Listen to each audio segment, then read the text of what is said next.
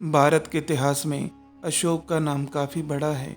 वो पूरी दुनिया में शांति, अहिंसा का संदेश देकर अमर बन गए हैं। उनका जन्म 304 बीसी को हुआ था, पर उनकी जन्मतिथि और बचपन के बारे में इतिहासकारों की अपनी अपनी राय है।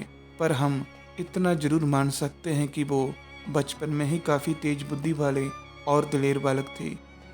दुनिया में ऐसे बहुत से राजे थे जो एक युद्ध जीतने के बाद दूसरा युद्ध भी जीतना या लड़ना चाहते थे, जिस वजह से कभी कभी उनकी हार और मौत भी हो जाती थी। पर सम्राट अशोक पूरी दुनिया में सिर्फ एक ही ऐसे राजा थे जिन्होंने युद्ध जीतने के बाद युद्ध लड़ना ही छोड़ दिया और पूरी दुनिया में प्रेम, त्याग, अहिंसा का संदेश दिया। माना कि सिकंदर, नेपोलियन, हिटलर भी महान थे और इनकी महानता युद्ध लड़ने में थी, पर भारत के सम्राट अशोक की महानता इन सब से कहीं ऊपर थी, क्योंकि उनकी महानता प्रेम, त्याग, धर्म में थी। आज हम इसी पर बात करेंगे कि सम्राट अशोक सबसे महान क्यों थे। सम्राट अशोक ने कलिंगा युद्ध जीता, पर इस युद्ध में हुए कत्लेआम ने उनका मन बदल दिया। अशोक के पास ताकत, विशाल सेना, विशाल राज्य था, पर फिर भी उन्होंने कलिंगा युद्ध के बाद कोई भी युद्ध नहीं लड़ा। पूरे संसार में ऐसा एक भी राजा महाराजा नहीं है जो ताकतवर होने के बावजूद, युद्ध जीतने के बावजूद युद्ध लड़ना ही छोड़ दे और अपना पूरा जीवन प्रेम, धर्म, त्याग, इंसानियत के नाम कर दे। अशोक के पास इतनी विशाल सेना थी कि अगर वो चाहते तो आसानी से पड़ोसी देशों को भी जीत सकते थे और अपना राज्य और विशाल कर सकते थे। पर महान अशोक जियो और जीने दो के नियम में विश्वास रखते थे। उन्होंने सबसे विशाल राज्य का कभी लालच नहीं किया था, बल्कि लंका, बर्मा जैसे छोटे छोटे देशों के साथ भी उनकी अच्छी मित्रता थी। दोस्तों, आपको बता दें कि सम्राट अशोक के पास लगभग पूरे भारत का राज्य था।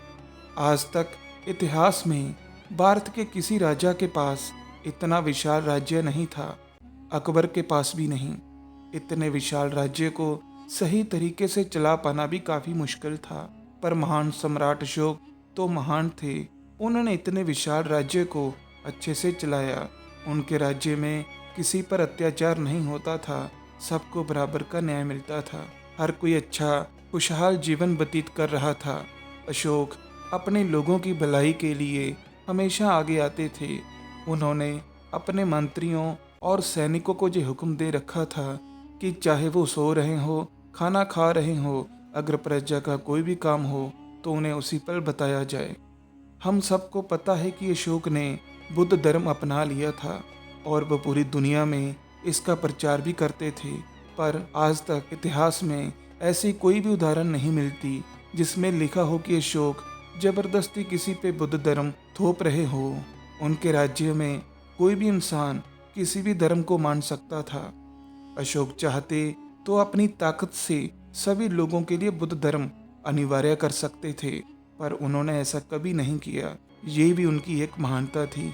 सम्राट अशोक ने कलिंगा युद्ध के बाद कोई भी युद्ध नहीं लड़ा और अपनी पूरी जिंदगी अपने लोगों की भलाई के लिए लगा दी, जिसके नतीजे बहुत अच्छे निकले, क्योंकि युद्ध का माहौल होने पर प्रजा के अंदर एक डर सा बैठ जाता है। पर अशोक ने युद्ध लड़ना ही छोड़ दिए थे, जिसके कारण लोगों के जीवन में काफी खुशहाली आई। कहते हैं तब लोगों के घर सोने चांदी से भरे रहते थे, व्यापार अपने पूरे चरम पर था, सब लोगों को 3 वक्त का खाना और शरीर ढकने के लिए कपड़ा आसानी से मिल जाता था। शिक्षा, कला, व्यापार का बहुत विकास हुआ था। दोस्तों, सिकंदर, नेपोलियन, हिटलर महान थे युद्ध लड़कर और युद्ध जीतकर, पर सम्राट अशोक महान बने युद्ध त्याग कर। अशोक ने लोगों को कत्ल करने की जगह उनकी रक्षा की, उनके दुखों को, उनकी पीड़ा को अपनाया, जो कोई और राजा नहीं कर सका। सम्राट अशोक भारत में ही नहीं बल्कि पूरी दुनिया में सबसे महान सम्राट थे। एक इतिहासकार लिखते हैं, इतिहास के पन्नों में लाखों राजाओं महाराजाओं के नाम हैं, पर इन सभी में सम्राट अशोक का नाम एक सितारे की तरह चमकता है। अंत में दोस्तों, आशा करता हूँ कि आपको मेरी वीडियो अच्छी लगी हो। अपनी राय और सुझाव कमेंट बॉक्स में जरूर दें। धन्यवाद।